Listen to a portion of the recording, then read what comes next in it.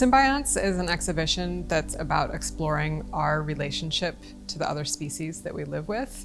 So really put simply, symbiosis means with living.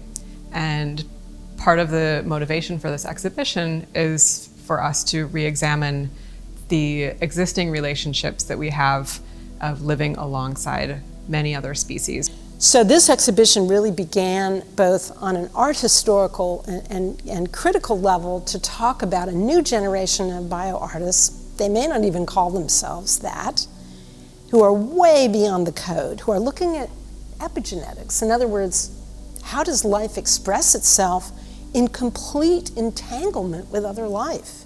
Many of them are thinking about these kind of entanglements between human influence, biological processes, and social and economic systems and histories.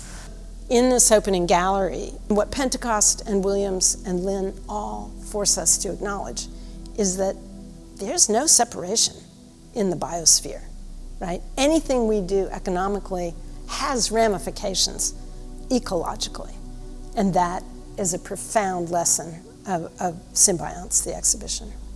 In some ways, the artwork is rendering these kind of biopolitical processes, the ways in which these substances, these biological substances, have been taken up by biopolitical systems to other bodies based on their race and their gender presentation, rendering them inert and kind of turning them into another kind of object of visual pleasure. And similarly, Keon Williams and Nora Mubarak, who are both working with mycelium, different forms of mycelium and the fruiting bodies of fungus called mushrooms. Working with fungi became something I wanted to do because the fungi always seems to give its own proposition to any idea that I might have. The mycelium ended up being a great material, not only for its philosophical or ontological propositions, but also it's a really fantastic sculptural material. It takes on any mold I put it in.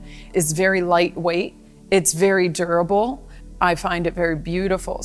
For the past 30 plus years, I've been making work where I look at land and I look at the sort of history of land from a native perspective, from an indigenous perspective. I think the exhibit is trying to say something about a symbiosis, the relationship between different species. And so I'm reflecting the philosophy and the practices of the Haudenosaunee people and some other indigenous peoples who are in kinship relationships with non-human life. La fuente principal de energía de esta instalación son aguas residuales que sacamos de la propia ciudad de Boston, ¿no?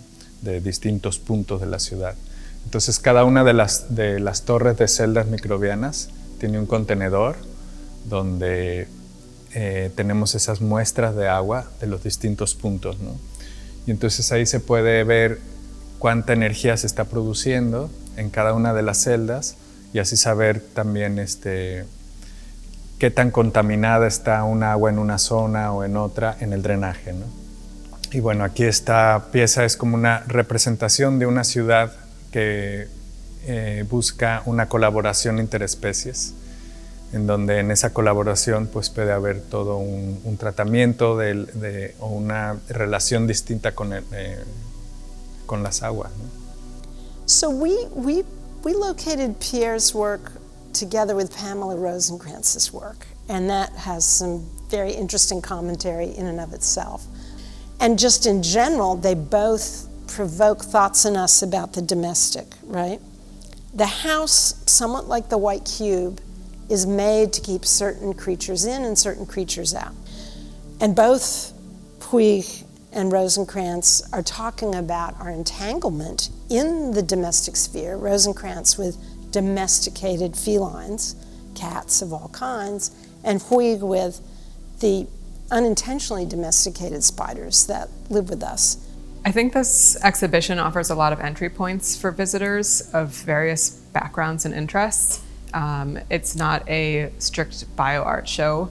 There are works of drawing, there's works of video, there's sculpture, and then there are a lot of works that do engage living species and material, whether it's the lion's mane fungus that's growing as part of Candace Lynn's work, or the Spirogyra algae within Annika Yee's work, or the bacteria that are active in filtering the wastewater that composes part of Gilberto Esparza's piece. So there's a lot of activity. There are works that are changing form over the course of the exhibition, and there are a lot of interesting stories that are told through these artworks. I hope people come away from this exhibition to recognize that symbiosis and our intradependency with other organisms is actually the way the planet is organized.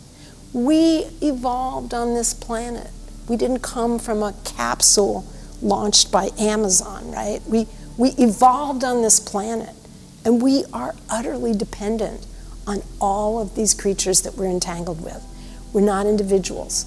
We don't get to extract endlessly outside of a metabolic system that we're part of.